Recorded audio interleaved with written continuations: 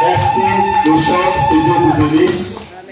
Saluons la présence de Dieu au milieu de nous par des cris, par des acclamations, par des gloire à Dieu. Est-ce que tu penses que c'est vraiment suffisant pour donner gloire à Jésus? Alors si tu penses que c'est suffisant, reste tranquille. Mais si tu penses que ce n'est pas suffisant, alors donne gloire au Seigneur.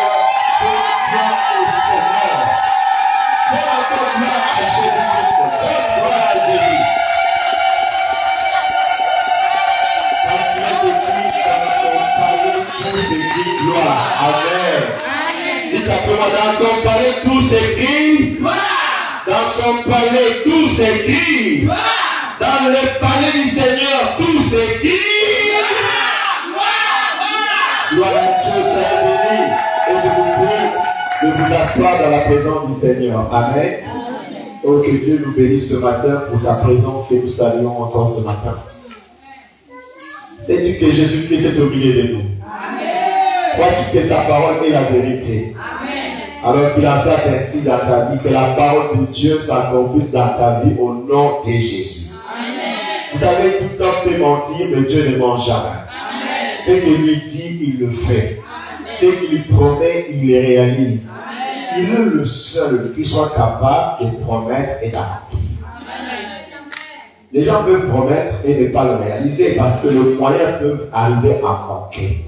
Mais Dieu, lui, il est le créateur des cieux et de la terre. Et il dit, tout est à moi. Amen. Le ciel m'appartient.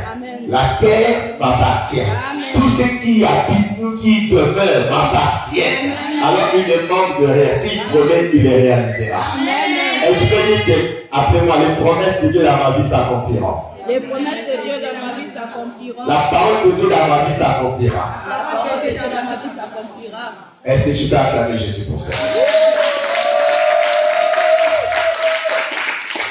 J'ai donné le Seigneur pour ce matin parce qu'il a fait que tu sois là. Et il sait pourquoi il a permis. Il faut comprendre qu'il n'y a pas de hasard à la vie. En tout cas, pour tous ceux qui croient en Jésus-Christ, il n'y a pas de hasard. Parce que la Bible dit toutes choses travaillent pour le bien de ceux qui aiment Dieu.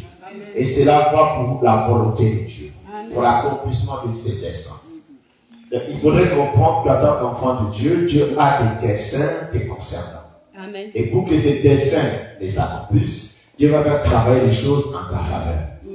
Et même les événements qui, à première vue, peuvent paraître ne pas être agréables à tes yeux.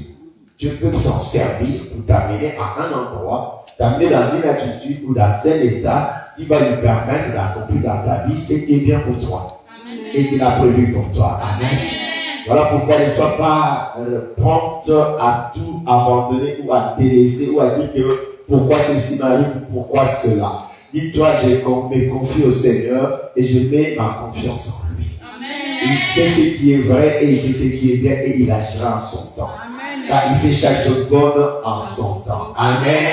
Alors, peut-être qu'après que Dieu fera chaque chose bonne en son temps dans ma vie. Dieu fera chaque chose bonne en son temps dans ma vie. Alléluia. Amen. Tu comprendras que s'il n'y avait pas certaines situations dans ta vie, tu ne serais pas dans l'état dans lequel tu es. Amen. Ou même une fois, tu comprendras que s'il n'y avait pas certains événements, tu ne serais pas mis à chercher Dieu. Et voilà pourquoi toute chose concourt au bien de ce qui est Dieu.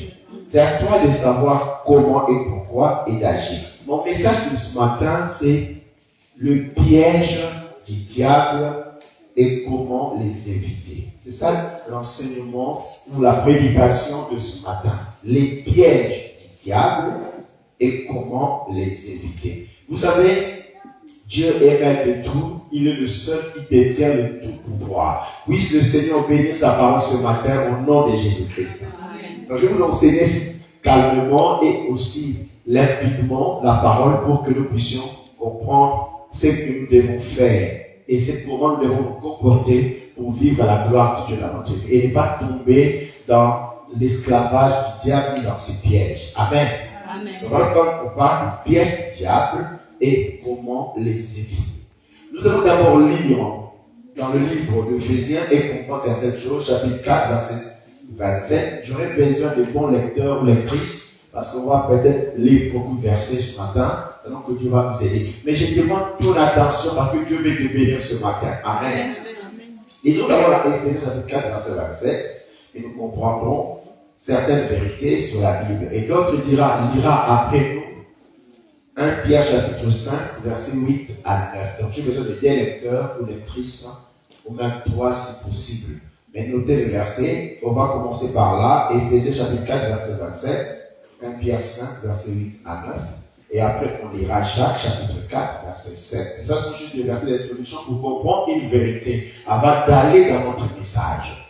La Bible nous dit déjà ceci, dans le livre d'Éphésiens, est-ce que quelqu'un peut faire la lecture? Allez-y. Éphésiens chapitre 4, verset 27. Et ne donnez pas accès au diable. Alléluia. Amen. Dans le livre d'Éphésiens, quelqu'un a trouvé 1 Pierre chapitre 5, verset 8 à 9. Pour le lire rapidement aussi. Éphésiens chapitre 5, 1 Pierre plutôt chapitre 5, verset 8 à 9. 1 Pierre 5, 8 à 9.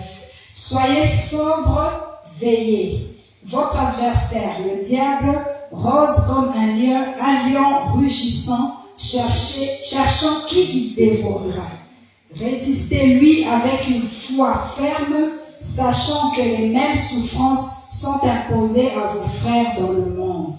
Ok, gloire à Dieu. Quelqu'un parlera pour vous. Jacques chapitre 4, verset 7. Mais laissez-moi d'abord dire ceci. La Bible parle et avertit le peuple de Dieu en disant de ne pas donner accès au diable. L'accès. Quand pas d'accès, on voit une voie par laquelle une personne peut entrer. Ou une porte par laquelle une personne peut accéder à un endroit. Et la Bible dit, ne donnons pas accès au diable. Ce qui veut dire qu'il y a des gens qui, dans leur vie, donnent accès au diable. C'est-à-dire, ils ouvrent une porte pour que le diable entre et accomplisse ses desseins académiques. D'où, en tant qu'enfant de Dieu, il est important de comprendre que certaines choses ou certains événements, si on ne prend pas garde, peuvent donner accès à l'œuvre du diable dans la vie d'une personne. Et ce qu'il voudrait dire en notre sens, que votre vie est une forteresse. La vie d'une personne est une forteresse, et que si cette forteresse ouvre une porte, quelqu'un d'autre peut y accéder et causer des dégâts qu'il voudrait causer. Donc il est important de comprendre que ma vie étant une forteresse, je dois veiller pour que les diables ne puissent pas avoir accès. Parce que de l'autre côté, pendant que je suis une forteresse, il y a le diable qui lui rôde comme un voleur autour de votre forteresse, cherchant s'il ne peut pas trouver un accès pour entrer et détruire. Voilà quoi il dit. Il est comme un lion, il n'est pas un lion, il est comme un lion. Parce que nous savons qu'un seul et véritable lion, c'est le lion de la tribu de Juda. Et lui, on l'appelle Jésus-Christ de Nazareth. Alléluia. C'est lui le véritable, l'unique lion. Alléluia.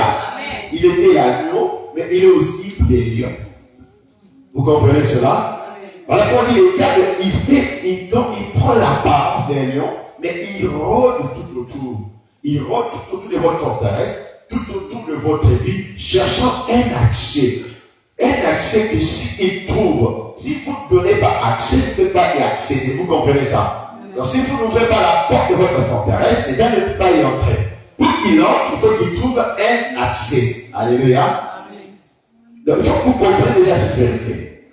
Pour que les diables touchent à votre vie, il faut qu'il y ait un accès. S'il y a un accès, il ne pourra pas entrer, dérober ou détruire. La Bible décrit également dans Jean chapitre 10, verset 10, qu'il est le voleur qui vient pour détruire, égorger, et quoi d'autre? Voler, détruire et égorger. C'est ça ce qu'il est. Donc, si quelque chose se perd dans votre vie, c'est que vous avez donné accès au diable. Quelqu'un me comprend? Si quelque chose est détruit, si quelque chose est volé, si quelque chose est arrivé, c'est que quelque part, le diable a trouvé un accès. Parce que pendant que des fois nous restons calmes, nous pensons qu'on a le temps de s'amuser ou nous baissons la garde. Lui, il ne baisse pas la garde. Il fait des rondes. Il fait des rondes. Il observe, il vous étudie, il essaie de vous comprendre et connaître quelles sont vos faiblesses pour qu'au travers de cela, il puisse trouver un accès. Alléluia. Et dès que tout vous êtes dans cet état-là, alors lui il vient pour pouvoir accomplir ses machinations. Voilà, quand vous remarquerez ceci dans le livre de Luc, il est dit que le diable est venu vers Jésus et quand il a découvert que Jésus avait une faiblesse. Et quelle était la faiblesse que Jésus avait? C'est une faiblesse naturelle. Jésus a faim. Quelqu'un le comprend? Il n'est pas venu vers Jésus lorsque Jésus n'avait pas faim. Il est venu vers Jésus quand Jésus eut faim. Quelqu'un le comprend? Et quand Jésus eut faim, quelqu'un savait que le reste est une porte d'accès. Parce que naturellement, il devait chercher à manger. Il venait de finir un jeûne de 40 jours et 40 nuits sans manger. Et naturellement, il devait avoir faim. Et il devait trouver au travers de ça comme une porte d'entrée pour avoir accès dans la vie de Jésus. Et il est venu pour les tenter. Le diable ne viendra pas vous tenter quand vous êtes fort. Quelqu'un le comprend? Il ne viendra pas vous tenter quand vous êtes fort. Il viendra vous tenter quand il sent que vous êtes dans un besoin de foi naturel qui représente pour lui une faiblesse pour vous. Quelqu'un le saisit ce matin. D'où il est important de veiller sur cette forteresse que nous sommes. La Bible dit notre vie est notre corps est un dépôt. Un dépôt que le diable veut, dans lequel il veut avoir accès pour pouvoir résister dedans. Et quand il est venu vers Jésus, vous connaissez l'histoire, qu'est-ce que Jésus a fait? Jésus lui a résisté. Voilà pourquoi la Bible, vous ne devez pas la Bible dire de combattre. Regarde, la Bible dit de résister. C'est une différence entre combattre et résister. Combattre, c'est livrer par corps à corps. Vous luttez, vous battez parce que quelqu'un cherche la victoire. Nous ne cherchons pas la victoire sur le diable. Il faudrait que l'Église comprenne ça. Nous ne cherchons pas la victoire sur le diable parce que quelqu'un l'a déjà vaincu pour nous. Est-ce que vous comprenez? Nous ne cherchons pas la victoire sur le diable parce que Jésus l'a déjà vaincu. Et comme Jésus l'a vaincu, on a pu se battre pour le vaincre. Parce que c'était l'adversaire déjà vaincu. Et quand vaincu, qu'est-ce qu'il fait? Il vient chercher encore à détourner de notre victoire en faisant croire qu'il peut encore faire quelque chose. Quelqu'un me saisit. Et voilà pourquoi il dit de ne pas le combattre, il dit de lui résister. Donc quand il vient dans ces machinations, nous avons à faire quoi? À nous résister, à lui résister. On résiste comment? C'est en maintenant sa position. Je suis là, je ne bouge pas. Quelle belle compensation. Je suis là, je tiens debout. Voilà, quand vous avez dans la Bible, il est souvent dit, tiens bon, tiens ferme dans la foi. Parce que c'est le seul moyen par lequel tu peux résister au diable. Et tu peux lui résister comment? C'est ce que Jésus a fait. Quand il est venu, il a dit, écoute, tu as faim et tu as une foi. Donc, transforme ce pierre en pain. Quelqu'un le comprend? Transforme ce pierre en pain. Mais Jésus savait que ce que le diable voulait, c'était quoi? C'était de détourner de la volonté de Dieu. Pour qu'il prouve dans la vie, vous devez comprendre qu'il y a des choses où vous n'avez pas besoin de les prouver. C'est vous qui savez que vous l'êtes et que tu l'as fait. Alors, à quoi bon de les prouver?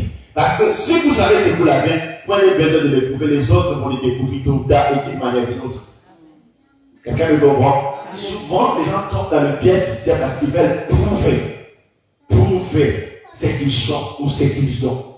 Si tu as quelque chose, tu n'as pas besoin de t'alimenter. Si tu as quelque chose, tu n'as pas besoin de chercher à prouver aux autres. Tu n'as qu'à savoir que je l'ai et à l'utiliser quand le besoin est là. Amen. Quelqu'un le comprend? Amen. Là, le diable voulait amener Jésus à prouver qu'il était le Fils de Dieu. Vous voyez comment il a vu trouver l'accès? Par sa propre identité. Prouve maintenant, manifeste que réellement tu es le Fils. Je n'ai pas besoin de dire que je suis le Fils de mon Père. Je le suis. Et je sais que je le suis. Amen. Tu comprends cette nuance? Et Jésus lui a dit en résistant, il est écrit, donc tu peux résister au diable que par la parole de Dieu. Mais pour que tu résistes par la parole, il faut encore connaître ce que la parole déclare. Est-ce que tu me sais ce matin? Dis à ton frère, résiste au diable. Tiens bon et ferme dans la foi. Parce qu'il viendra quand tu seras dans un besoin, quand tu seras dans un moment de faiblesse, il viendra parce qu'il ne pense pas qu'il ne te voit pas, il ne t'observe pas. Il t'observe. Et il sait quand tu dis Jésus-Christ est Seigneur, il le sait. Et il dit, je vais attendre un peu. Que le temps passe un peu. Et que sur la tête ait besoin. Et que cela tarde, moi je viendrai là. Et quand il viendra là, alors toi résiste. Quelqu'un me comprend? Mais par contre, il nous a dit de mener le bon combat de la foi. Et de rester contre le force du mal. Alors, sois conscient que le diable règne, et plutôt le diable rôde, et il cherche à te détruire. Tu es en conflit, nous sommes en conflit. Un enfant de Dieu, nous avons la paix du cœur, mais nous ne sommes pas en paix du monde, parce que le monde n'est pas à nous. Est-ce que tu comprends ça? Le monde n'est pas à toi. Nous sommes pèlerins, et le monde est sous la puissance du malin, et il cherche à nous nuire. Mais gloire soit rendue à Dieu, parce que Jésus a vaincu le diable, il a vaincu le monde, toi et moi nous vaincrons également. Dites à la personne à côté de toi, nous vaincrons. Nous vaincrons. Donc sache que tu es dans un combat où tu n'as qu'à résister parce que la victoire est notre. Même s'il rôde tous les jours, tout le matin, tout le soir, je ne sais pas à n'importe quelle heure, mais il y a une chose, il y a une présence avec nous, c'est le Seigneur. Il a dit, je ne t'abandonnerai point et je ne te délaisserai point. Amen. Je vais rassurer quelqu'un ce matin. Jésus-Christ, notre Seigneur, ne nous abandonnera jamais. Amen. Et ne nous délaissera jamais. Et si nous avons cette certitude, alors nous allons résister au diable. Alors, si nous lisons également dans Ephésiens chapitre 6, verset 11 à 13, vous verrez ce que la Bible déclare. Vous pourrez nous lire cela rapidement également, s'il vous plaît. Là, il est parlé de lutter contre, combattre les dénominations, les autorités et tout le reste. Et quelqu'un pourra me lire également 2 Corinthiens chapitre 2, verset 10 à 11. Et c'est là que nous allons commencer notre message. Allez-y rapidement dans la lecture de ces textes. Éphésiens chapitre 6, à partir du verset 11. Revêtez-vous de toutes les armes de Dieu afin de pouvoir tenir ferme contre les ruses du diable. Car nous n'avons pas à lutter contre la chair et le sang, mais contre les dominations, contre les autorités, contre les princes de ce monde des ténèbres, contre les esprits méchants dans les lieux célestes. Quelqu'un m'a compris et a compris la parole de Dieu. Amen. Et prépare directement 2 Corinthiens 2, verset 10 à 11. Par là, nous allons maintenant entrer dans les pièges que les diables tendent aux enfants de Dieu, ou aux humains, de manière à les tenir dans la captivité. Et comment est-ce qu'on peut s'en sortir ou les éviter. Et là, la Bible dit une chose, de nous revêtir de toutes les armes de Dieu. Donc, tu comprends bien qu'il est important de nous revêtir des armes de Dieu pour résister au diable, pour lutter contre lui et pour asseoir notre victoire. Une victoire qui nous est donnée par Jésus-Christ. Parce que la Bible dit ceci, Jésus a vaincu, mais il a fait de nous non pas vainqueurs, plus que vainqueurs. Et encore, il est dit, Dieu nous fait triompher en Jésus. Mais tu dois être sûr que dans ta vie, tu triompheras. Tu dois être sûr que dans ta vie, tu réussiras. Tu dois être sûr que dans ta vie, tu atteindras le but, et ce, quoi qu'il arrive. Pourquoi? Parce que tu es du côté des gagnants. Il t'a dit, moi, je suis du côté des gagnants. Mais pour que ça soit évident, nous devons nous revêtir des armes de celui qui a gagné la bataille. Amen. Et ces armes sont les armes de Dieu. Et nous connaissons ces armes telles qu'elles sont décrites dans le livre d'Éphésiens chapitre 6. Là, je parle du casque du salut, de la parole de Dieu qui est l'épée de l'esprit, de la foi qui est une cuirasse, qui est un bouclier plutôt, et de la justice qui est une cuirasse, qui celles qui sont les chaussures pour sécuriser nos pieds, qu'on appelle celle de l'évangile, ainsi que de la vérité comme une ceinture à nos reins. Donc toutes ces armes sont décrites, et de la vérité. Revêtons-nous de toutes ces armes, afin de ne pas tomber dans le piège de l'ennemi. Quelqu'un me saisit. Amen. Parce que cela nous permettrait de lutter contre les dominations, contre les autorités, contre les puissances occultes, les puissances des esprits méchants. Je veux que tu saches qu'il y a des esprits méchants. Amen. Qui ne veulent pas ton bonheur, amen, qui ne veulent pas que tu sois en bonne santé, qui ne veulent pas que tu sois heureux, heureuse, qui ne veulent pas que tu aies un mariage, que tu aies des enfants, que tu aies un mari, que tu aies une femme, qui qui ne veulent pas que tu réussisses professionnellement. Il y a des esprits méchants. Là, tu me comprends? Amen. Et ces esprits peuvent même des fois utiliser des personnes physiques, méchants, amener des cœurs mauvais pour détruire. Voilà pourquoi Dieu est celui qui préserve les ennemis visibles et les ennemis invisibles. Amen. Et je déclare ce matin, dans le nom de Jésus, que Dieu nous donnera la victoire sur nos ennemis visibles et invisibles. Dites Amen après moi. Amen. Alors, nous devons nous revêtir des armes spirituelles. Et Paul va dire une chose dans le livre de 2 Corinthiens chapitre 2 verset 10 que nous lisons et qui nous donne accès à notre message pour citer le piège que le diable utilise. Nous allons en citer quelques-uns aujourd'hui si Dieu nous le permet. Allons-y rapidement dans 2 Corinthiens 2, 10 à 11. Je suis en train d'enseigner la parole pour ton édification, pour affermir ta foi et même te donner de l'ardeur pour vaincre et pour réussir. Amen. Amen. Ok. 2 Corinthiens chapitre 2, verset 10 à 11. Quelle dit la parole? Or, à qui vous pardonnez, je pardonne aussi. Et c'est que j'ai pardonné. Si j'ai pardonné quelque chose, c'est à cause de vous en présence de Christ, afin de ne pas laisser à Satan l'avantage sur nous, car nous n'ignorons pas ses desseins. Alléluia. Amen. Remarquez une chose dans les livres de Corinthiens, l'épître de Paul aux Corinthiens.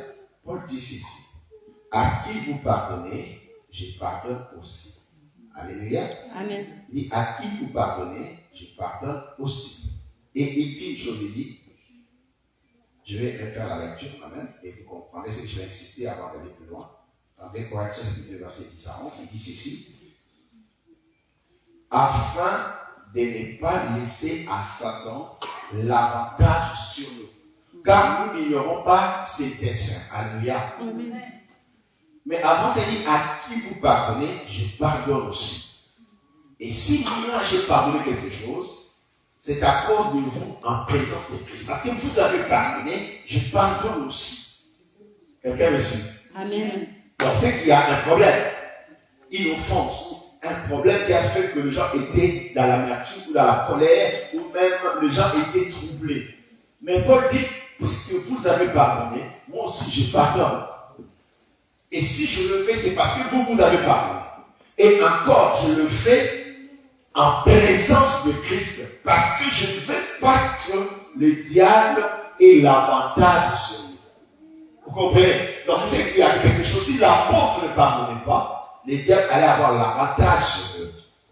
Ce qui veut dire que le manque de pardon est quelque chose dont on parlera plus tard, que le diable utilise comme piège. Alléluia. Amen. Mais ici l'apôtre parle, c'est que je vais dire avant d'entendre le message, il dit, nous connaissons ses ruses, nous connaissons les ruses du diable. Donc le diable, c'est quelqu'un de rusé.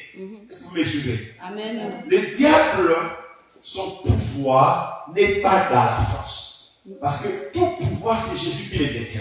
Amen. Et bien, il a reçu du Père, tout pouvoir dans le ciel et sur la terre. Amen. Est-ce que vous me saisissez? Amen. Tout pouvoir dans le ciel et sur la terre, Jésus l'a, il a reçu du Père. Donc le diable, il ne peut pas exercer un pouvoir qui puisse aller au-delà de ce que Dieu lui a donné comme limitation. Mais voilà pourquoi, comme il n'a pas ce pouvoir, mais pour maintenir le monde dans l'esclavage, et même pour avoir l'avantage sur les enfants de Dieu, il utilise le ruse. Dites d'abord le ruse. Le ruse. C'est des machinations, des complots, des astuces dans lesquelles si quelqu'un ne fait pas attention, il tombe et en y tombant, il se met directement sous l'autorité ou sous le pouvoir du diable. Et le diable maintenant prend l'avantage sur lui. Donc il utilise des ruses, des machinations déloyales, des complots ou des instruments pouvant nous amener à tomber dans ce piège. Donc la force de l'ennemi, c'est dans les instruments qu'il utilise et c'est dans le piège qu'il tend au peuple. Alors le tout premier piège que le diable tend au peuple, aux gens, c'est quoi? Voilà pourquoi il est important de comprendre quels sont les pièges que le diable utilise pour garder les gens dans la maladie, dans la servitude, dans l'esclavage et dans toutes sortes de problèmes. C'est le piège de la peur. Dites après moi, la peur. La peur. Parce que c'est quelqu'un de machiavélique. C'est quelqu'un de destructeur.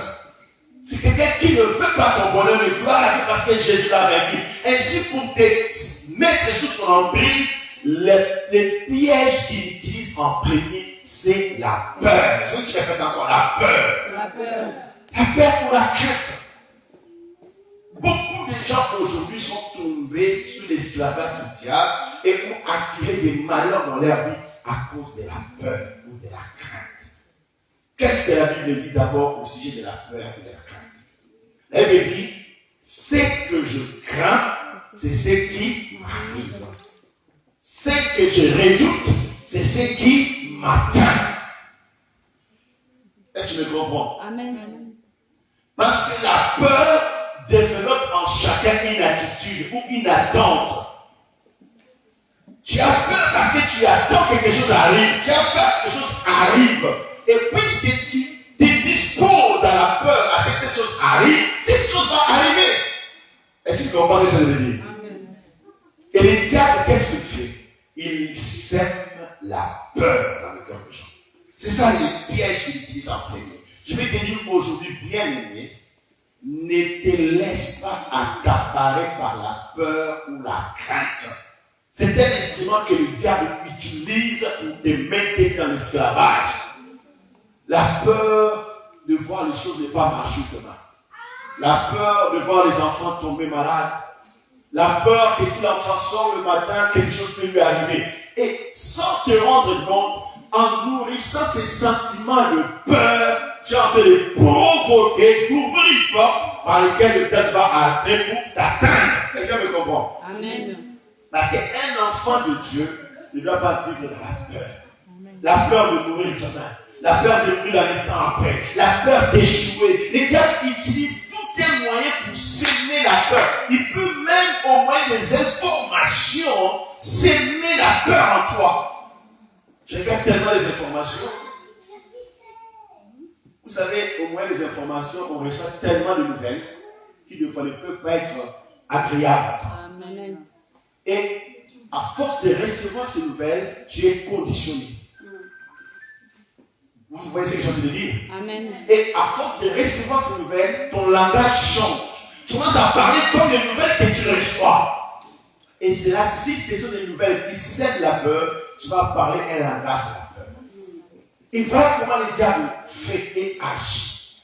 Et la peur, une fois touché par une maladie de mourir, une fois une maladie t'atteint, tu penses qu'à mourir, tu as tellement peur et tu oublies que le Seigneur a dit, ceux qui se confient en lui renouvellent la force. Amen. Quelqu'un me comprend? Amen. Voilà pourquoi tu ne dois pas céder à la peur et à la crainte. Parce que c'est un piège qu'il y a de temps aux gens. Et la peur est un instrument qui amène trop de problèmes dans la vie des gens. Vous savez, la Bible dit ceci, à ce qui nous concerne. Le lendemain appartient à qui? À Dieu. Amen. La vie, contentons-nous de notre jour d'aujourd'hui. Car à chaque jour suffit sa peine. Mais ce qui est de demain, Dieu s'en chargera. Mais pour que cela soit réel, nous devons faire confiance à qui? À Dieu. Mais nous, on a tellement peur de lendemain. C'est comme si on dit, Dieu, on sait que tu ne peux rien faire pour nous demain. Amen. Tu as le contrôle de rien. Mais je veux dire à quelqu'un ce matin, Dieu a le contrôle de ton lendemain. Amen. Toi, vis aujourd'hui avec joie, avec confiance que Dieu prendra en charge ta vie. Amen. Laisse pas le diable te mettre dans la peur. Il y a même des gens qui ne peuvent même pas être libérés parce qu'ils ont tellement peur du lendemain que les choses tombent en catastrophe. Est-ce que tu comprends ce que je dis? Amen. N'ouvre pas ta vie à la peur, ni à la crainte. En disant que, oh, demain, on ne sait pas, tout va être pire. Vous savez, les choses en réalité ne vont pas changer. Les choses vont aller de mal en pire, comme la Bible le dit. Mais il y a une vérité que la Bible dit également. Ceux qui se confient dans le Seigneur le prendra en charge. Même dans les moments de difficulté. Amen. N'est-ce pas qu'il est écrit, mon Dieu pourvoira à tous vos besoins, selon sa richesse avec gloire en Jésus. Dieu se met ou se porte garant de pouvoir à tous tes besoins, à tous mes besoins. Alors, pourquoi est-ce que j'aurais peur du lendemain? Amen. Pourquoi j'aurais peur qu'un malheur arrive dans ma famille, un malheur arrive à mes enfants? Non, n'ayons pas peur de cela, mais soyons des gens qui veillent dans la prière, dans la présence de Dieu, en faisant confiance que la main de Dieu n'est pas courte pour agir. Et tu me comprends? Amen. Mais si tu ouvres ta vie à la peur, tu ouvres ta vie au malheur. Si tu ouvres ta vie à la peur, tu ouvres ta vie au trouble. Si tu ouvres ta vie à la peur, tu ouvres ta vie à l'incertitude.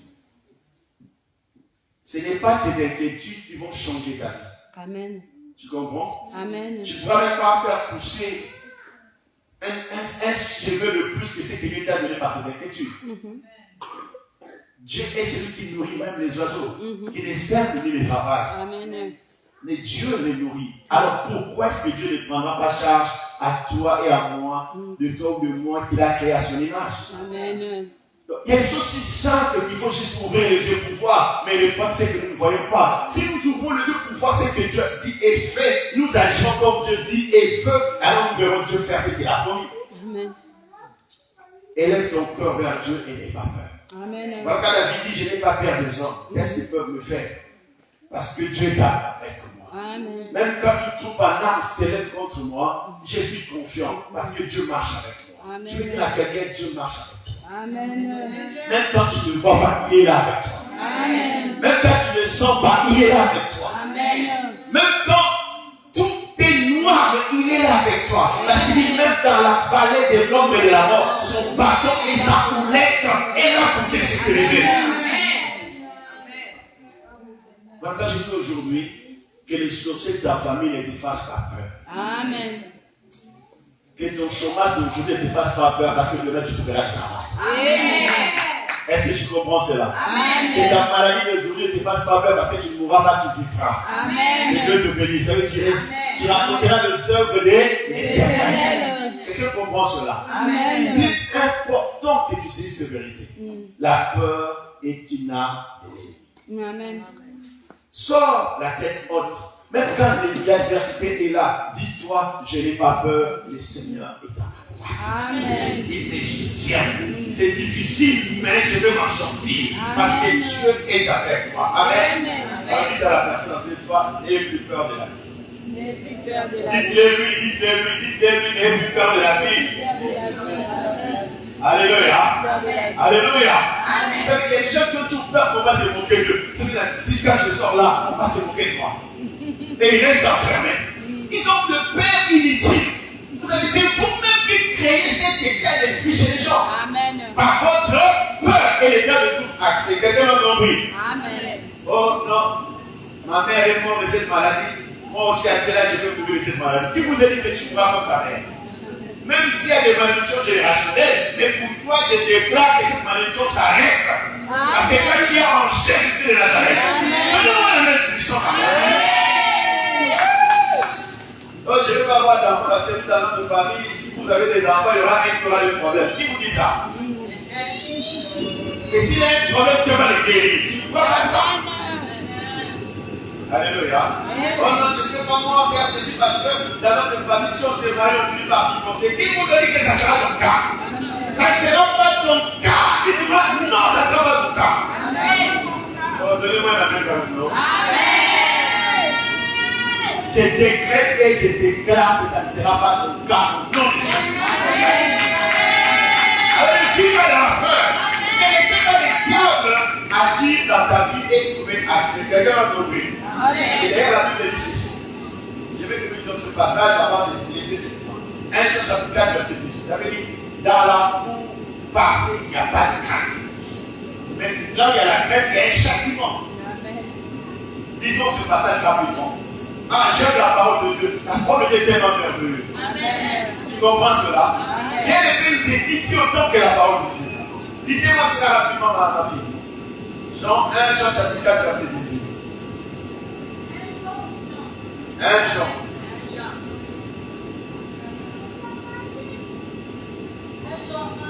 Alors 4, verset 18.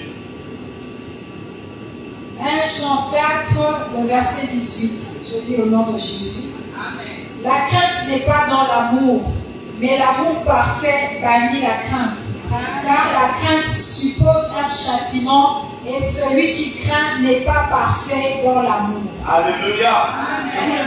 Dans l'amour, il n'y a pas de crainte. S'il y a la crainte, la personne s'expose au châtiment. Donc, vous devez savoir que chaque fois qu'il y a crainte, chaque fois qu'il y a peur, cela attire un châtiment. cela attire un malheur, cela attire un problème.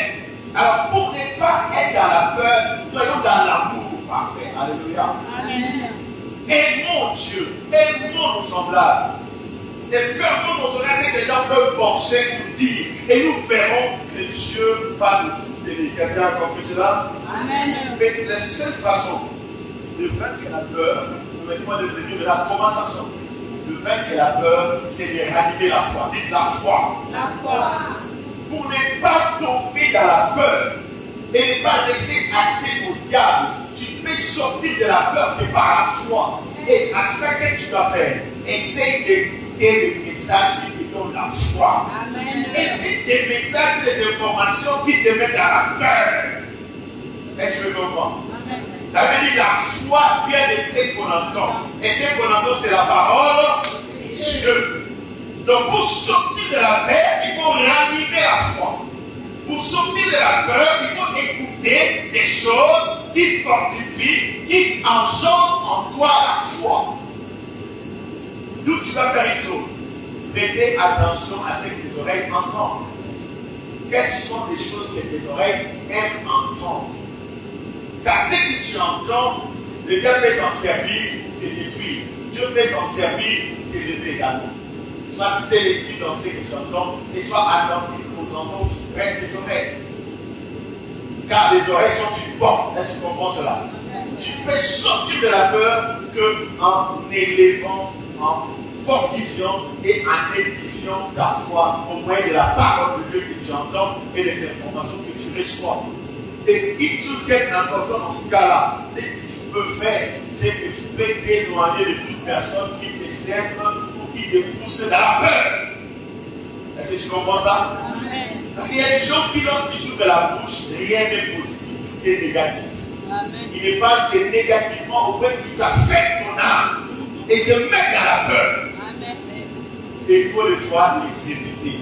Comme je l'ai dit hier à ceux qui m'ont entendu, dans la vie, n'hésitez pas à vous séparer de certaines personnes qui sont aussi et qui peuvent vous détruire sans vous rendre compte. Avec des belles intentions, ils peuvent vous détruire. Quelqu'un me comprend? Amen. Parce que le diable peut s'habiller en bon veste, peut s'habiller de la meilleure façon, alors qu'au fond, c'est la destruction. Est-ce que tu as ouvert les oreilles pour entendre? Que le deuxième piège que le diable utilise, pour maintenir les gens dans l'esclavage, et permettez de te dire, si tu es heureux et que tu crains, tu vas trouver ce qui est le cas. Alors la deuxième des choses que le diable utilise pour maintenir les gens dans l'esclavage, c'est la dépression. Alléluia. Amen. D'abord la dépression. La dépression. Bien aimé, il faut demander à Dieu de faire grâce de cas de dépression. C'est une maladie mentale. C'est un problème d'un sentiment inaccompli, d'un manque, d'un sentiment troublé d'abattement sans fin. Vous savez, quelqu'un peut être dans l'abondance et être dépressif. C'est un mal-être. Quelqu'un me comprend? Amen. Alléluia. Amen. Alors, il ne faut pas tomber dans cet état. Parce que c'est un état que le diable utilise, un piège qui tend aux gens, parce que soit il y a une satisfaction, la personne sent comme s'il y a un vide dans sa vie. Comme s'il ne peut pas faire quelque chose de bon dans la vie. C'est comme si rien, il n'est pas important dans la vie. Moi, je veux dire à quelqu'un aujourd'hui, tu as ta place dans le monde. Amen. Il n'y a pas à être dépressif parce que tu as ta place. Même si tu n'es pas premier ministre, même si tu n'es pas président de la République, même si tu n'es pas roi quelque part dans un royaume, même si tu n'es pas le premier de la classe, il n'y a pas de raison d'être dépressif. Pourquoi? Parce que la Bible dit ce n'est pas seulement ceux qui ont fait des études qui réussissent. Tu peux réussir sans être diplômé. Amen. Est-ce que tu comprends ce matin? Amen. Est-ce que quelqu'un me comprend? Amen. Tu me comprends, ma Sophia? Maman, tu me comprends? Amen. Maman français. Tu me comprends ce matin, frère Gélo? Il n'y a aucune raison d'être dépressif. C'est une attaque du malade. Vous vous sentez que non, là où vous êtes, c'est pas bon, vous devrez être à la place des autres. Et quand vous n'y êtes pas, et vous tombez dans un état mental qui vous rend malade. Et qui vous fait rentrer en vous, et qui vous met dans un état plus que désespoir.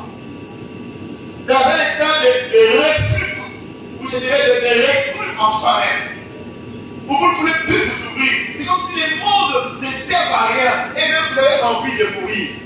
Écoutez, je vous dis ceci, la vie est d'un nom de Dieu. Amen. Et il ne faut jamais dire qu'il serait mieux si j'étais mort. Non, ça c'était l'état dépressif. Qui vous a dit qu'il serait mieux une fois que vous serez mort? C'est maintenant que ça va être mieux pour vous. Parce que Dieu qui vous a donné la vie, il sait pourquoi il vous l'a donné. Et là où il vous a placé, c'est pourquoi il vous a placé là-bas. Quelqu'un me comprend? Bon, je ne suis pas sorti d'une bonne famille. Écoutez, le fait que tu sois sorti d'une famille qui ne soit pas honorable ne veut pas dire que toi, tu n'as pas ta place dans la société. Tu me comprends? Et c'est plein de raisons pour te mettre dans la dépression. C'est pas que tes parents, s'ils sont été prostitués ou voleurs ou assassins, ça n'a rien à voir avec toi pour te mettre dans un état dépressif. Quelqu'un me comprend ce matin? L'état peut te lier à ça et te mettre dans un état de trouble dépressif parce que tu te dis que là où je viens, tout est pourri. Or, vous savez, les gens de la Bible, beaucoup d'entre eux, de quelle famille sont-ils sortis? Abraham est sorti de quelle famille? Une famille de féticheurs, une famille qui priait le faux Dieu. Mais Dieu l'a pris et a fait de lui une grande personne. Oh, quelqu'un peut dire Amen ce matin. Amen. Donc, n'est pas dans le piège de la dépression. Quelqu'un peut t'arriver des temps.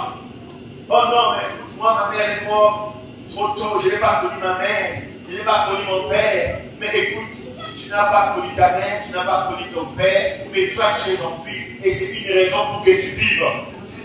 Tu comprends?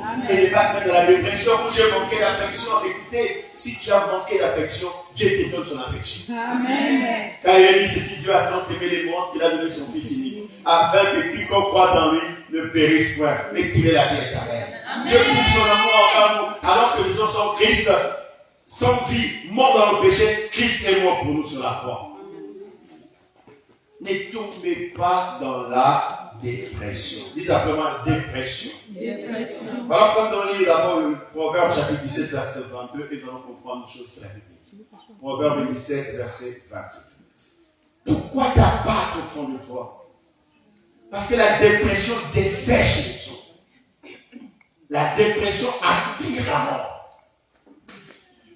Lisons cela rapidement. Proverbe chapitre 17, verset 22. Proverbe 17, 22. Un cœur joyeux est un bon remède, mais un esprit abattu dessèche les eaux. Ah, j'aime la parole de Dieu. Amen. Vous voyez le remède que la Bible nous donne face à la dépression? Il dit ceci, un cœur abattu, c'est-à-dire un cœur dépressif, un cœur qui ne tient plus à rien du tout, dessèche les eaux. Vous savez que les moelles épinières sont où? Dans nos os. Alléluia. Amen. Quand on parle de moelles épinières, c'est dans nos os. C'est là que tout se forme, les cellules et tout le reste. Et le sang, tout, c'est dans les os. Quelqu'un me comprend? Amen. Mais si la dépression, l'abattement du cœur dessèche les os, cela veut dire quoi? Et cela amène la mort. Alléluia. Amen. Si le diable veut vous tuer, il peut vous amener dans un état de dépression facilement. C'est un piège qui tend aux gens. Non. Mais le seul moyen de sortir de cela et d'éviter ce que le diable propose comme piège pour vous réveiller sous la dépression ou sous son emprise, c'est avoir un cœur joyeux. Dites un cœur joyeux. Un cœur joyeux. Avant de dire encore cela, mais je vous dis encore une chose. Vous devez savoir bien que la dépression, c'est un esprit que le diable essaie d'injecter sur la vie. Une personne dépressive, c'est une personne qui vit dans une telle angoisse que si vous lui posez la question, il ne saura même pas vous expliquer qu'est-ce qui cause cette angoisse. Il ne saura pas vous dire ce qui cause cette angoisse. Parce que c'est au niveau psychique que cela lui arrive. C'est au niveau des impressions qu'il ressent tout ça. C'est comme une désorganisation de son être intérieur. C'est comme une forme d'instabilité intérieure, un changement d'humeur à tout moment. Ne soyez pas changeant d'humeur. Amen. Ne soyez pas comme l'inactif. Déjà le matin il est content, le soir il est mécontent, à midi il est heureux, il sourit. Après 2 heures vous le voyez très affolé, mais il ne sait pas vous dire pourquoi. Ne sois pas ceux qui pensent que tout le monde est contre toi. Tout le monde n'est pas contre toi. Certes, il y a des gens qui sont contre toi, d'autres ne le sont pas. Est-ce que je me comprends? Ne voyez pas les diables partout, voyez Jésus-Christ partout. Ne tombez pas dans ces pièges du malin. Parce qu'il y a des gens qui voient le mal partout.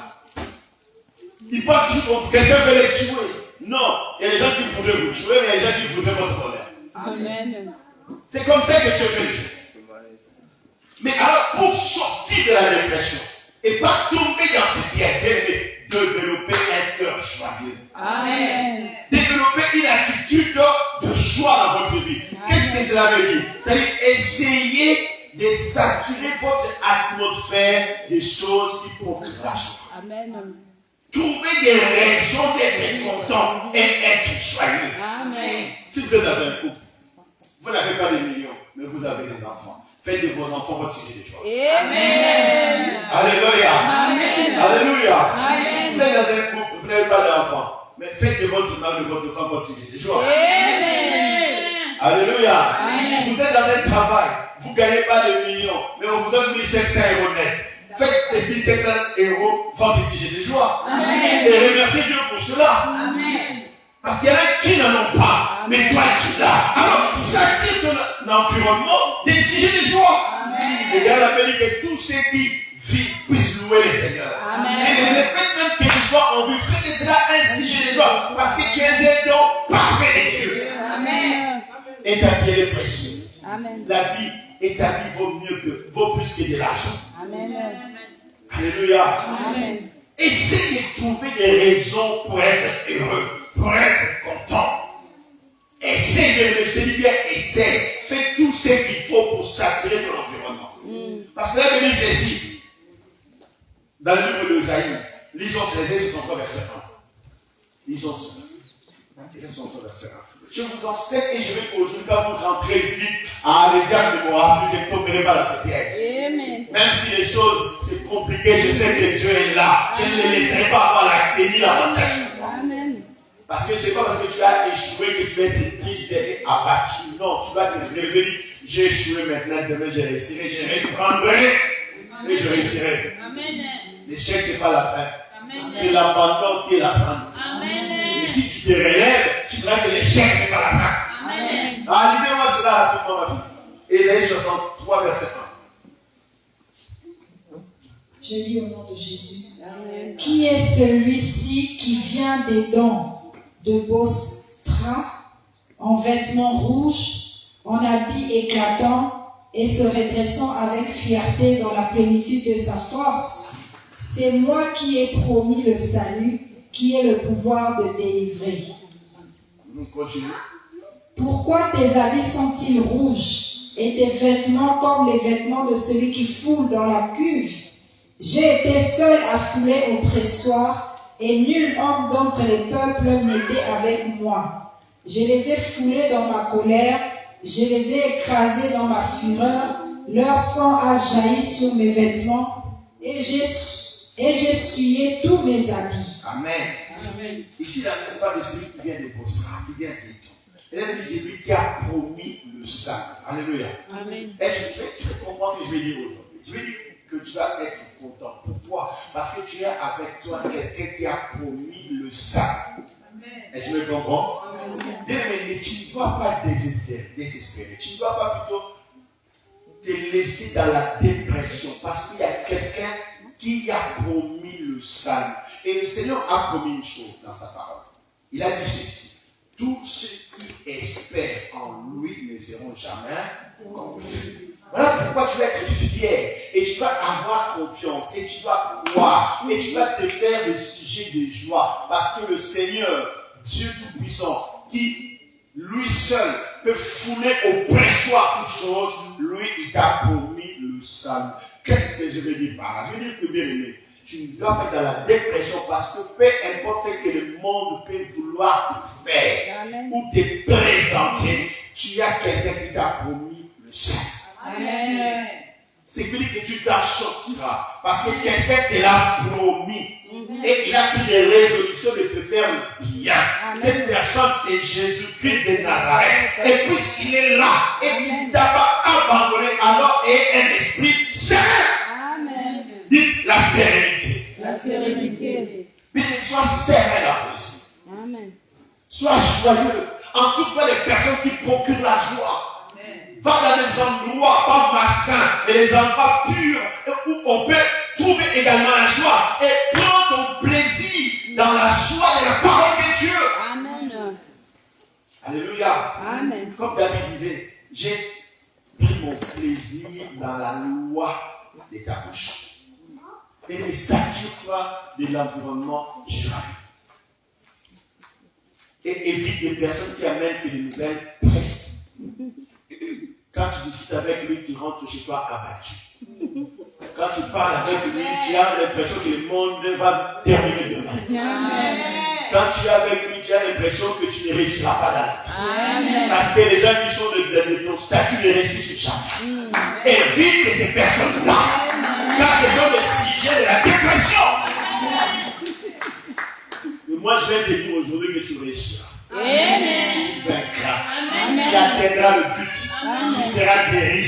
Amen. Tu seras béni. Amen. Même tu peux. D'ailleurs, vous savez, très peu de gens sont nés avec la manne, avec la viande.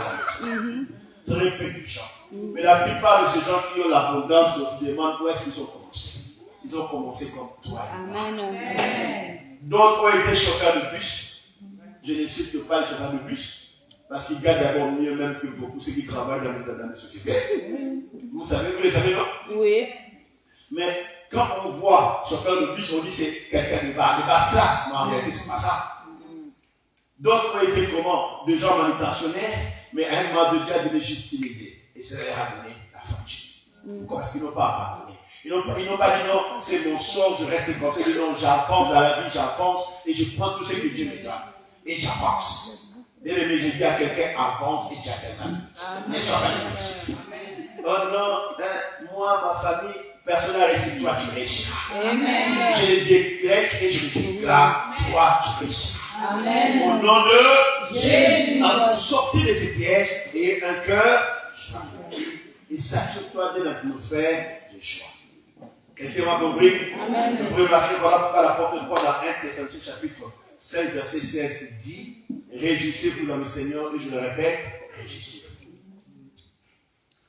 Et même si tu as échoué, comment ça dit Seigneur, merci parce que j'ai échoué, je sais que demain j'ai réussi. Tu disposes ton cœur à la joie. Alléluia. La personne avec qui tu étais à côté a réussi. Il a trouvé l'emploi, toi tu n'as pas trouvé. Oh Dieu merci parce que tel a trouvé l'emploi. Je sais que demain ce sera mon tour. Ne les haïssez pas, ne les combattez pas. Amen. Trouvez-y les solutions, non? Alléluia. Amen. Vous pouvez les dire, ah, cette personne vraiment est toujours contente, alors je vais le bénir. Amen. La joie attire la grâce. Amen. Et la joie vous préserve de ne pas tomber dans le piège de la dépression. Il y a même des films qu'il ne faut pas regarder. Si vous regardez ça, vous dormez mal et votre esprit est troublé et vous laissez tomber dans le problème. Alléluia. Amen. Allons dans le troisième piège. Quelqu'un m'a compris? Amen. Dites, dès aujourd'hui, personne ne va m'enlever ma joie. Dès aujourd'hui, personne ne va Non, même pas ton père, même pas ta mère, même pas ton frère. Laisse cette personne t'enlever ta joie. Le troisième piège qui est pour maintenir les gens dans l'esclavage. Pour troubler et détruire les vies. Je te dis, la force du malin, ce n'est pas dans l'imposition, mais c'est dans l'obéissance. Et il peut t'accaparer. Quelqu'un me comprend?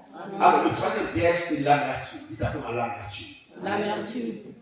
Bien aimé, ne tombe pas dans l'amertume. C'est ce qui provoque souvent l'amertume. C'est les offenses.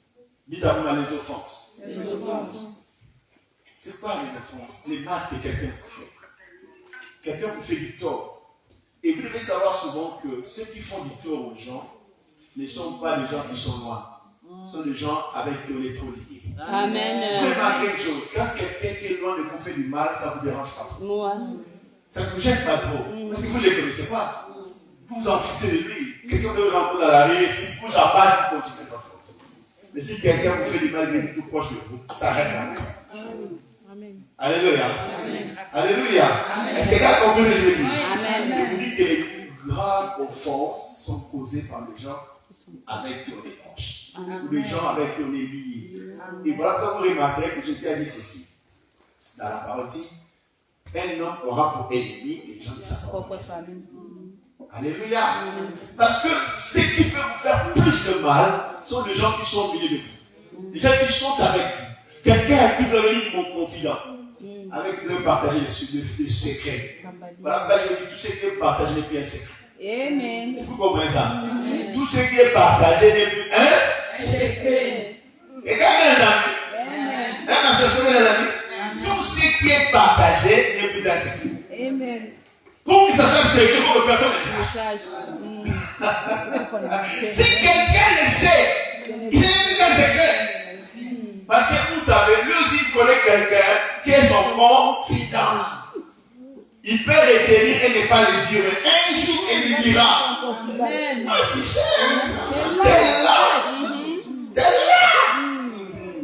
Ceci, c'est là. Surtout la bouche là. Ça, c'est pas la contrôler. C'est un problème. Si c'était là, mais je te dis, c'est un secret, il faut garder ça. C'est pas ce que tu fais. Amen. Tu l'as déjà fait. Quelqu'un t'a confié un secret, il dit à personne, tu as dit, il m'a dit de le dire à personne.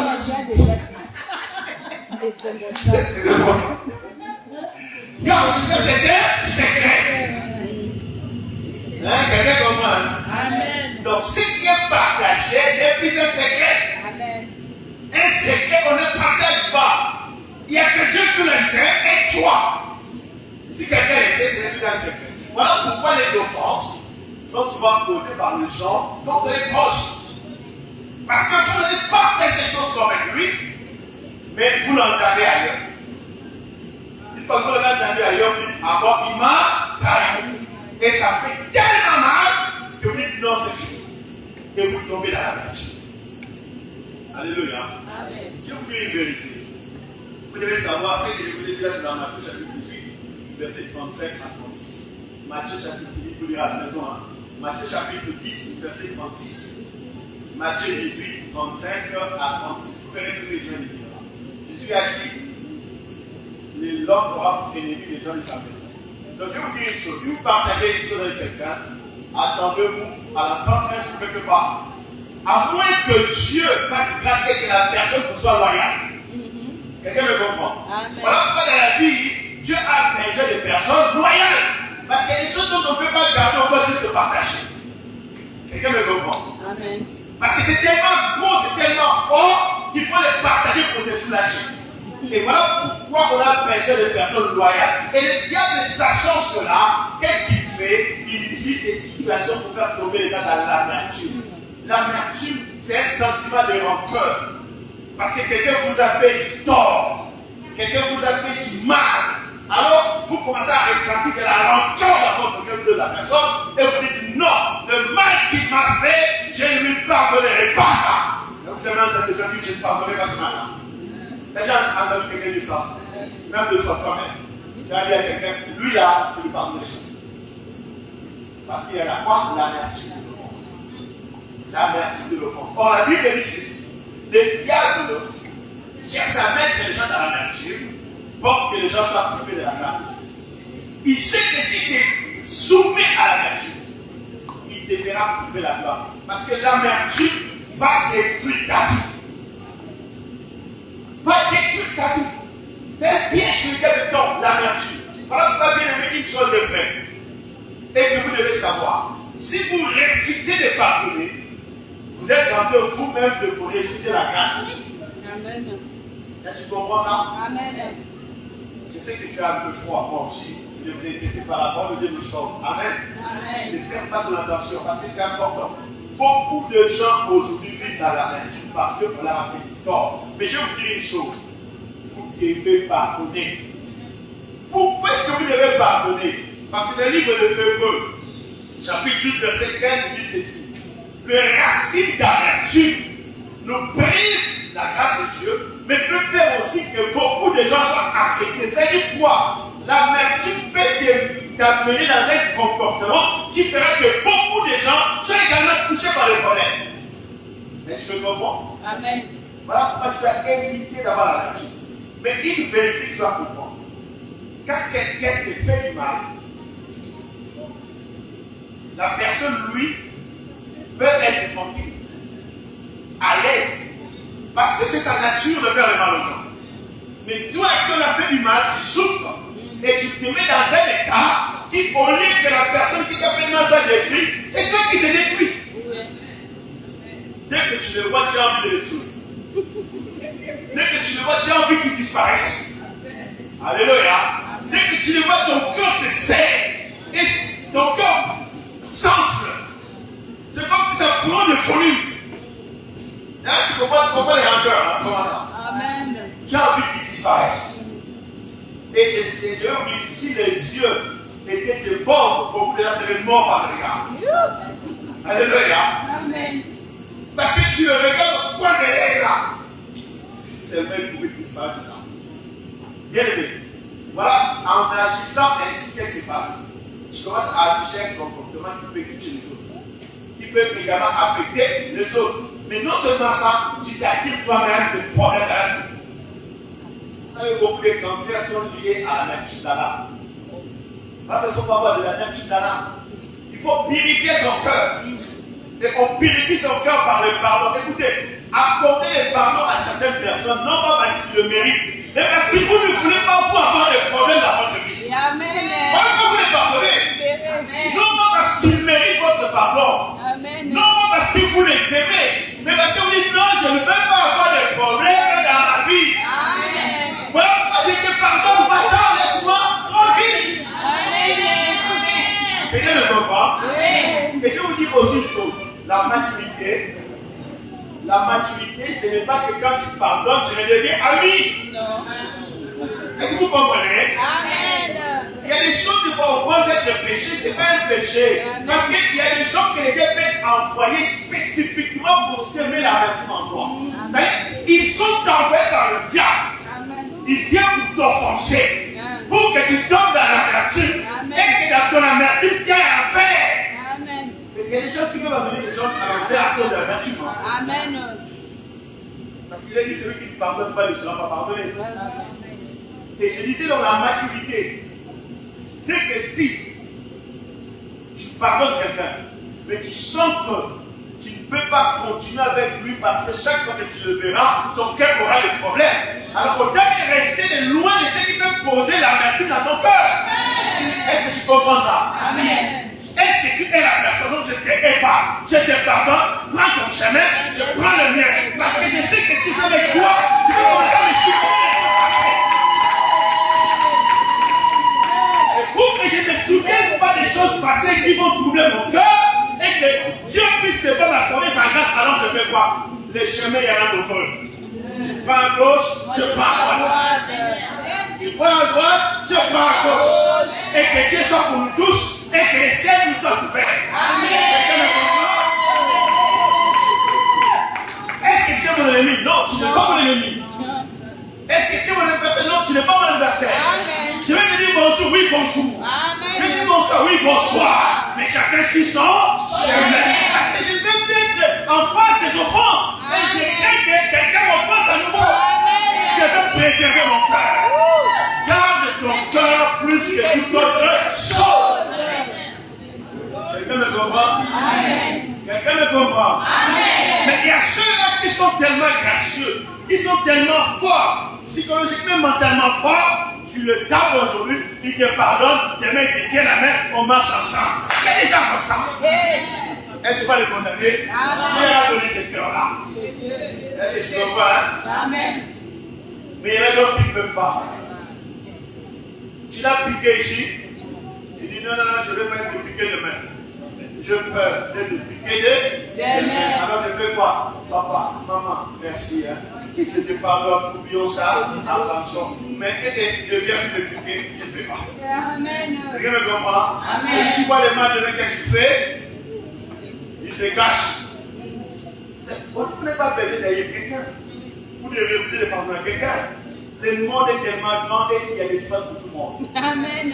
Est-ce qu'on voit ça? Amen. Et c'est nous attend. Amen. Ne soyez ennemis de personne. Ne gardez les choses dans le cœur pour personne. Mais éloignez-vous de tout celui ou de toute personne, de tout événement que vous pensez peut vous offenser. Amen. Comme ça, vous prévenez votre cœur. Cette fois, que quand vous le verrez, vous allez ne pas les saluer. Non. Ah, bonjour et bonjour. Mais il y a plus de partage dans les choses importantes de la vie. Amen. Parce que le monde peut faire que vous recroisez quelque part. Quelqu'un me comprend? Amen. Le monde peut faire que vous recroisez quelque part.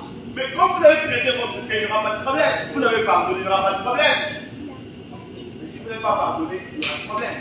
Amen. Quelqu'un me comprend? Ne tombez pas dans le piège de la main. C'est une œuvre de Dieu qui détruit beaucoup de chrétiens. Tu verras beaucoup de chrétiens qui sont haineux. J'ai pris le Seigneur, mais il est son frère. Il est sa soeur. Mais il a dit une chose à propos de ça. Aucun meurtrier n'héritera le royaume des cieux. Le qui est un meurtrier, c'est qui est son frère, qui est sa soeur. Voilà les fois que je suis venu pour comprendre qu'on ne peut pas le faire être ami, on fait être frère et soeur. Est-ce que tu comprends ça? Amen. Est-ce que tu fais des enfants ton ami? Tu fais des ta soeur ton ami? Pas toujours. Il y a des gens qui sont dans une même maison, mais ils ne sont pas amis, ils sont juste frères et sœurs. Amen. Quelqu'un me comprend? Amen. Et on est frères et sœurs où? En Christ, non? D'ailleurs, si on dit on est frères et sœurs en Christ, dites-moi, quand nous nous retrouvons, nous parlons la parole de Dieu. Voilà pourquoi il y a si beaucoup de force. Parce que nous nous retrouvons comme frères et sœurs. On dit frères et sœurs où? En Christ. Alors, quand on se retrouve, parlons de quoi? La parole de Dieu. Parce que nous sommes en Christ. Et vous, qu'est-ce que vous faites? Quand vous retrouvez, vous vous appelez votre vie. Et tu sais quel, tu sais quel, tu sais quoi, tu sais quoi, tu sais quoi. Je fais ceci, je fais cela. Est-ce que vous êtes frères en Christ ou frères dans la vie? Alléluia. Amen. Alléluia. Amen. Et avant de discuter ça, les Seigneurs vont commencer à faire quoi? À sortir. Et comme l'autre ne sait pas garder sa bouche, qu'est-ce qu'il va faire? Il va raconter ça. Et toi, tu apprendras aussi cette église. C'est pas cette église-là, c'est toi. Amen. Oh, il y a trop de songueurs dans cette église. Il n'y a pas de songueurs, c'est toi qui es songueur.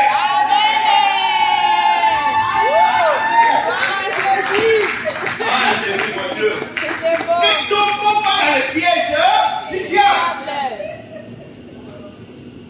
Oh, il y a des Congosans là-bas. Il n'y a pas de Congosans. C'est toi qui n'as pas fermé ta bouche. Tu n'as pas fermé ta bouche. Tu n'as pas fait ce que la parole de Dieu déclare. On est frères et sœurs. Ou en Christ. Et voilà, je vais te dire. Tout le monde n'a pas le droit de venir chez toi. Amen. Tu dois choisir les gens qui doivent venir chez toi. Amen. Avance, papa. Là, tu fais un peu tout le monde. Tu sais, tu connais tout le monde. Alléluia. Amen. Alléluia. Amen. Alléluia. Amen. Il y a des relations qui doivent se terminer derrière, devant la porte là-bas. Il y a des relations qui arrivent au salon. Au salon. Amen. Tu comprends ça? Amen. Si tu vas faire cette distinction-là, tu vas tomber dans les promotions. Amen. Et tu vas recevoir des offenses à tout moment. Et tu vas tomber dans la nature, dans le bien. Est-ce qu'il y a quelqu'un qui a entendu la voix de l'Esprit ce matin? Amen. Parce qu'il y a encore un quatrième piège. Mais je ne sais pas que le temps fait de faut, on va s'arrêter là. Alléluia. Amen. Vous voulez répondre où je m'arrête? Non, que je m'arrête. Je veux des heures de prédication.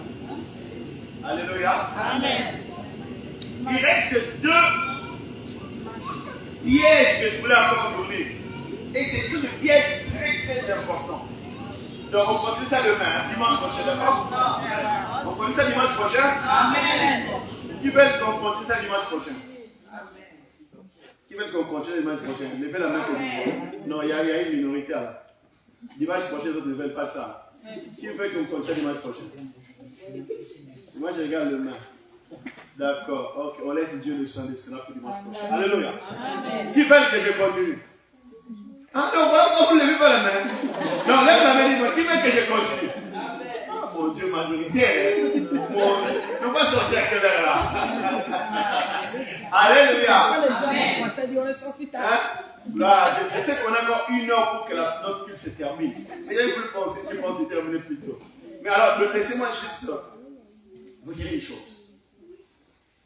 Le 2, bien, dès qu'il reste, on en parlera prochainement si Dieu veut. Amen. Mais laissez-moi vous dire une chose. Ne tombez pas dans la nature. Ne laissez pas le diable prendre le piège de la dépression. Amen. Et ne laissez pas le diable vous assujettir par la peur. Et les maladies dont on souffre, qui ne sont que les causes de la peur, de la dépression et de l'amertume. Il y a des points qu'on favorisons dans la vie, qui ne sont que le résultat de la peur, de la dépression et de l'amertume. Et encore, j'allais vous dire un autre piège du malin. Si je le dis, ça ne sera pas intéressant, voilà que je complète et que je continue ma prédication. Mais je m'étais. Mais en fait, je voulais pas parler de cela. Mais je m'étais pour peut-être dimanche prochain. Alléluia. Mais les trois que je viens de vous dire sont déjà importants. Ne vous laissez pas prendre ce piège. Votre vie va la peine d'être vécue. Amen. Ne regrettez pas que vous soyez né dans telle ou telle famille. Ne regrettez pas que vous ayez l'âge que vous avez, que vous n'avez pas encore atteint ce que vous voudriez avoir. Il n'y a pas de trop tard dans la vie. Amen. Il sera trop tard que si vous abandonnez. Et si vous n'abandonnez pas, Dieu va nous faire récupérer les années qu'on a perdues. Amen. C'est ça. Il y a ceux qui reçoivent à 6 heures, d'autres qui reçoivent à 9 heures, d'autres qui reçoivent à midi, d'autres à 15 heures et encore à 18 heures. Et même là encore, il y a la nuit. Il y en a d'autres qui reçoivent la nuit. Et quand ils reçoivent la nuit devient le jour pour eux. Ah, je décrète que ta nuit devient le jour pour toi. Au nom de Jésus-Christ, que ta nuit devienne le jour. Si l'ennemi avait choisi, non, je transforme sa nuit. Et je transforme son jour en nuit. Moi, je veux que cette nuit-là, toi, tu reçoives. Et que tu reçoives pour que cette nuit devienne le jour.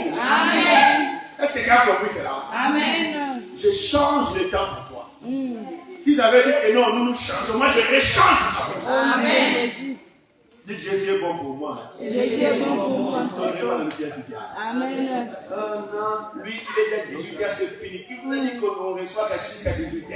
Jusqu'à 0h59. Mon Dieu, voilà. Jusqu'à 0h59. Ah, mon Rédempteur s'élèvera. Non, nous, on s'est levé, c'est fini pour Francine. Francine, c'est fini. C'est eux qui sont finis. C'est fini pour Sophia. Non, Sophia, c'est eux qui pour toi. C'est fini pour eux. Oh, c'est fini pour toi, bisous. Non, c'est fini pour eux. Pas pour toi. Oh, pour moi, Georgine, c'est fini. Non, c'est pas encore fini. Ça vient de commencer. Oh, Thérèse, c'est fini. Qui t'a dit que c'était fini? Qui a le dernier mot? C'est Jésus. Il est l'alpha et l'oméga. Il est le commencement et la fin. Alors, qui s'était de tous ces jours-là? Qui connaît le lendemain? Ah, tu seras peut-être plus grand qu'eux. Tu seras peut-être plus grand qu'eux. Tu seras plus béni qu'eux. C'est moi qui sont bénis, qui croient que nous ne serons pas bénis. C'est moi qui sont élevés, qui croient que nous ne serons pas élevés. Mais qu'est-ce que nous serons plus élevés qu'eux? Laissons à Dieu le choix de faire ce qu'il veut pour nous. Et faisons-lui confiance. Alors, pas question de peur, pas question de crainte, pas question de dépression, pas question d'amertume. Tu vas m'offenser, reste là-bas, je continue mon chemin. Et Dieu nous bénira. Je dis à quelqu'un, Dieu va te bénir. Dieu va te bénir. Dieu va te bénir. Dieu va te bénir. Ah, je veux que te bénisse. Ma lumière arrive. Oh, ma lumière arrive.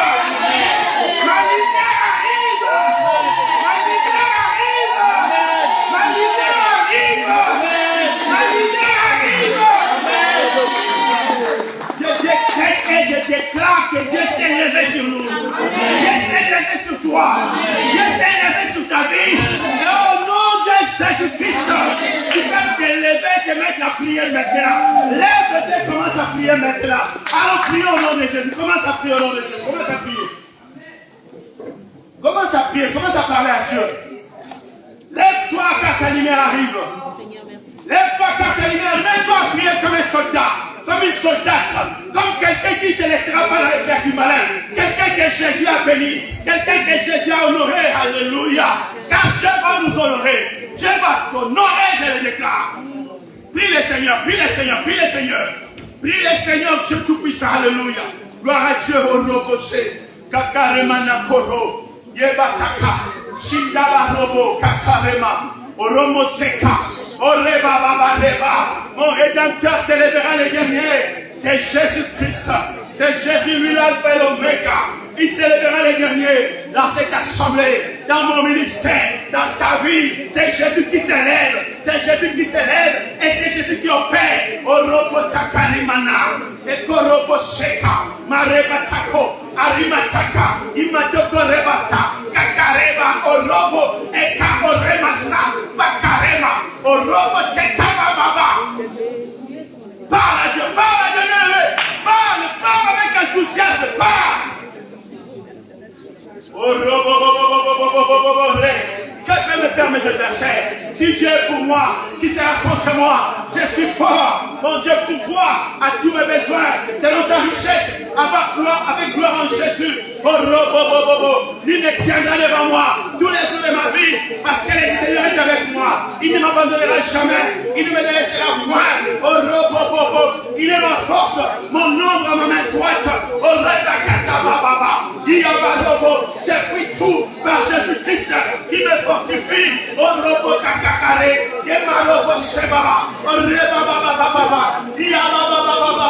Je suis assis, il m'a fait asseoir à sa droite en Christ Jésus. Au nom de Jésus, il a fait de moi un royaume de sacrificateurs et de rois. Je régnerai sur la terre, car j'ai reçu l'abondance de la grâce, les dons de la justice, qui est Jésus. La gloire de Dieu s'est levée sur moi. Ma lumière éclaire le monde. Les nations marcheront ma lumière. Les rois la clarté des rayons. Parle à Dieu, parle à Dieu, parle à Dieu, parle à Dieu. Parle à Dieu, alléluia. Parle à Dieu et amène la lumière dans ta maison. Parle à Dieu, amène la lumière dans ta vie. Parle à Dieu, amène la lumière dans ton foyer. Parle à Dieu, alléluia. Oh, Rebata. Yema Baba Reba. Yodoriba Takoro. Yema Baba Rebata. Shekalobo. Koto Reba Baba. Yodoriba Nakareba. Orobo Sheka. Yaba Robo Se.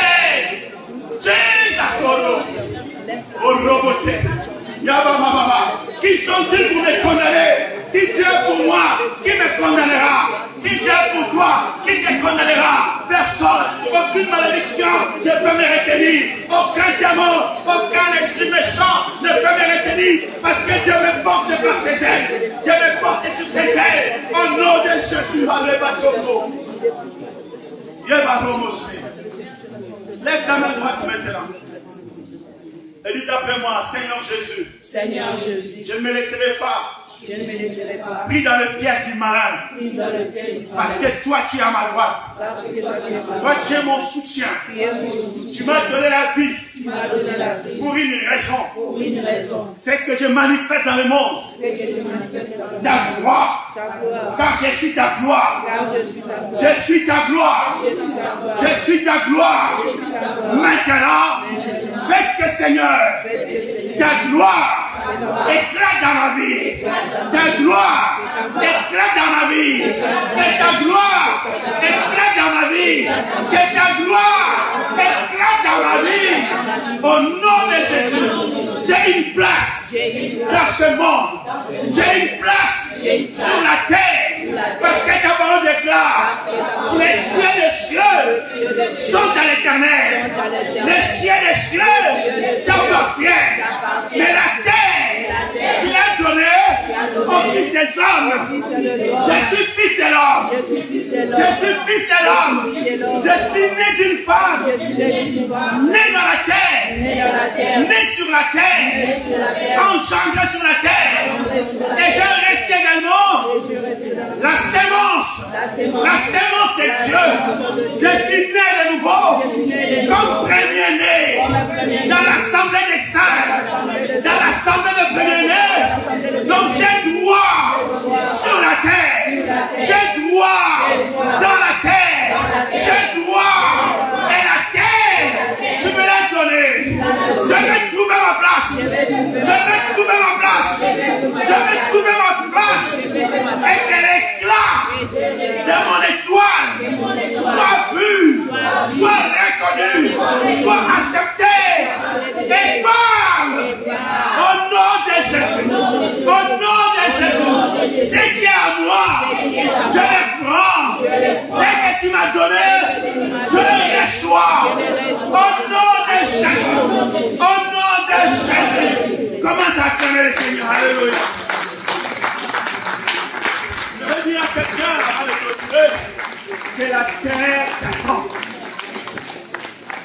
dimanche en Dieu. Amen. Je veux dire à quelqu'un que la terre t'attend. Amen. Parce que tu as ta place. Amen. Le monde t'attend. Le monde m'attend. Amen. Parce que nous avons notre place. Amen. Ce matin, rentre chez toi, dis-toi, j'ai ma place. Amen. Et les gens verront qui je suis. Amen. Parce qu'en réalité, personne ne te connaît. Même ceux qui disent te connaître ne te connaissent pas. Parce qu'en toi, il y a quelque chose. Amen. Un mystère que Dieu a écrit. Amen. Ils ignorent carrément. Ils ne le savent pas. Mais cela va se manifester. Amen. Ce qui est en moi, c'est un mystère. Amen. Les gens l'ignorent, mais ça va se manifester. Et les gens le verront. Acclame Jésus, dit à quelqu'un. Va et brûle la terre. Dites-le, va et brûle la terre. Dites à quelqu'un, va et brûle la terre. C'est prophétique ce que je vous dis. Dites à quelqu'un, va et brûle la terre. Toi qui on dit, dites aussi à celui qui te le dit. Parce que lui aussi doit aller et brûler la terre. Dites, va et brûle la terre. Tu me crois, tu ne crois pas? Amen. La puissance de Dieu est dans sa parole. Amen. Tout est venu à l'existence par la parole. D'ailleurs, ce que tu es là est le résultat de la parole. Le résultat de tes propres paroles et le résultat des paroles que tu as. Et là, je te dis aujourd'hui, va et brûle. Oublie ce qui est passé. Ne dites pas ce qui est passé, passé. Non, ça, c'est pas être responsable. Ce qui est passé, tu as ta part de responsabilité. Amen. Il se peut que tu as fait du mal aux gens aussi. Donc, tu es responsable. Mais dis-toi maintenant, comme c'est passé, je reconnais, je m'en réponds. Dieu, pour qu'il me fasse c'est passé, et moi, je vais maintenant avancer. Amen. Parce que j'ai apporté de la grâce. Amen. Ce n'est pas les gens qui disent non, c'est fait. Non, ça, c'est pas bon. Quelqu'un me comprend? Amen. On parle de ça. Parce que les gens comme ça, ils sont Insensé. insensibles, mais ils sont cyniques. C'est fait, je m'en fous. Je continue mon chemin. Je ne fais pas comme ça.